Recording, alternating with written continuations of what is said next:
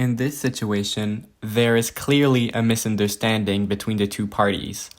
This happens quite frequently in an era where technology is used for every situation. Online or on the phone, customer service is being more and more popular over the years. In-person interactions are much less used. In this case, the situation is not that serious since it is a minor incident. However, in large companies, where most or all customer service happens online or over the phone, there is a big problem in the communication. People are more likely to be mean or rude through a screen or a phone than in person. These situations can be frustrating for everyone, both employees and customers. As for the employee, it is essential to remain calm despite the frustration since he can take it personally. If there has been a misunderstanding, the employee must be sure to listen carefully to the customer's concern when calling back. It is possible that something was not understood correctly, and it goes both ways. The staff member must call the customer back as soon as possible to resolve the problem and should politely ask if there was a misunderstanding and, in that case, suggest solution to resolve the situation. Even if the customer has hung up on them, the employee must remain professional in all interaction and cannot respond in an aggressive or hostile manner. He must also give a detailed account of the incident, including what was said and done. This can be useful in some cases. It is necessary to escalate the incident to a superior or company management. If the customer's behavior is inappropriate or repeated, it may be necessary to report the incident to the management of the company. They may be able to take appropriate actions that employees are not permitted to take, since employers have more power than their staff members. As in all situations we have had, one of the solutions is to better train your staff. If these incidents occur frequently, the company might consider providing additional training to staff on handling difficult customers. Confusion amongst people during phone calls is also a huge factor in play. It is exceedingly challenging to make your thoughts and ideas come through clear to whoever you're communicating with. In fact, most interaction done by individuals are sent through nonverbal communication. More common examples are nodding, a simple grunt, eye rolling, etc. These signs are essential to understand the other person's true motives. You may notice some verbally agreeing with you and following ideas, but in a phone call, it is harder to notice if they are lying or manipulating you. Some people privilege this way of communicating since they can hide their facial expressions behind their screen. This may give an advantage to them as much as it can be helpful for you. However, this lacks true authenticity since people have control of the image they send to others. Your opinion about somebody or something may be completely warped, as you can truly never know what they wanted from you or from this interaction. As much as it can hide some messages that you want to keep private, it can also do quite the opposite. Some crucial information may not be well received by the interlocutor, creating chaos. It is hard to follow a single thread in the first place. It's even more difficult to go back on track once you've lost it. Another aspect of this communication that makes it incredibly incomprehensible is the fact that there is an individual driving while being on his phone.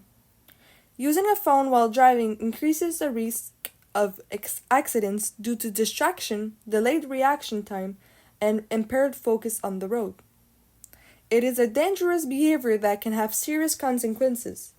In fact, using a phone while driving is even more popular in these days. As a society, we use our phones all the time. This has a direct impact on our navigation on the roads. According to the studies by the public auto insurer in the province of Quebec, which is the SAAQ, the number of people being convicted for using a cell phone at the wheel has increased since 2008.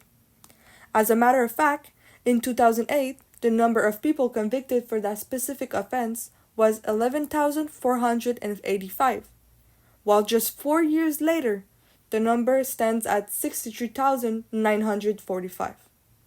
So, in that short period of time, this number has increased by 52,460, which is huge. However, this only shows the number of people that team was able to find. So, in reality, this number should actually be much larger. This is just a small example to demonstrate to what extent the population uses their cell phone illegally. The general population needs to know the different ways to avoid using their electronic devices at the same time as driving. This is not safe for the person themselves and those on the road, nor is it effective. To avoid using a phone while driving, people need to establish a habit of keeping out of reach their phones or in a designed place like the glove compartment.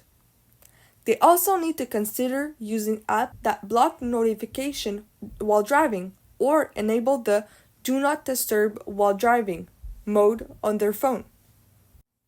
They could as well plan their itinerary ahead of time, whether it is the place they want to go, ensuring if a store is open or any other relevant options in order to enable road safety.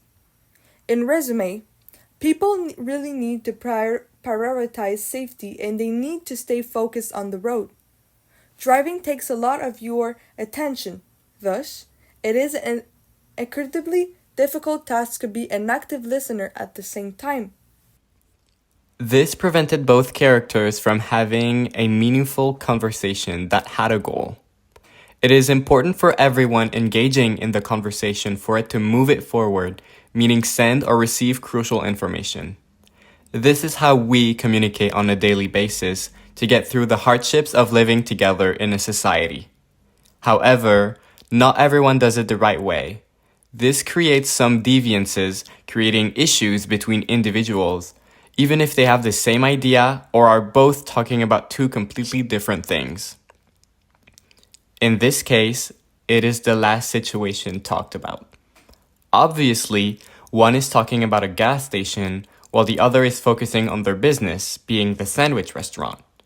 Once the employee caught on this issue, they tried to set back the comprehensive aspect of their communication by asking some questions to the driver. By using this technique, they were able to give some retroaction of their comprehension.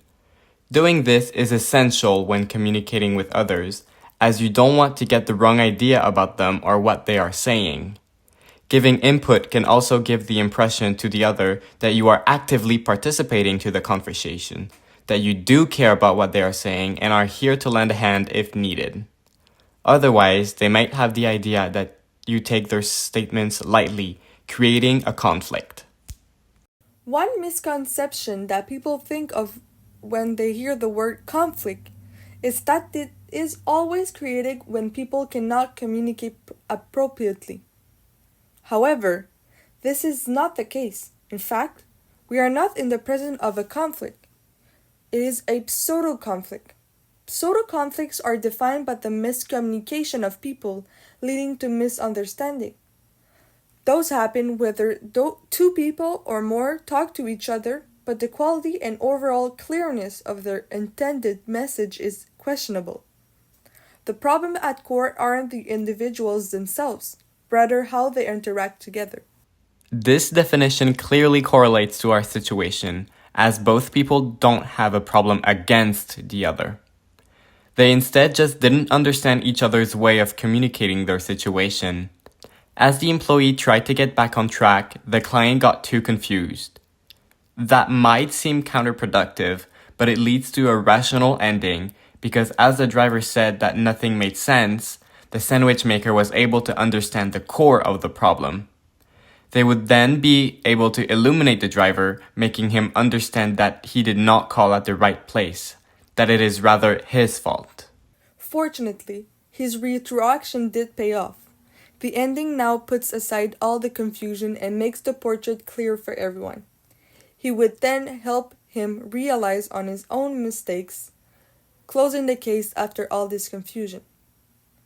Finally, what we could remember from this case is that 1. Using your phone while driving is dangerous and also incomprehensible and difficult to concentrate.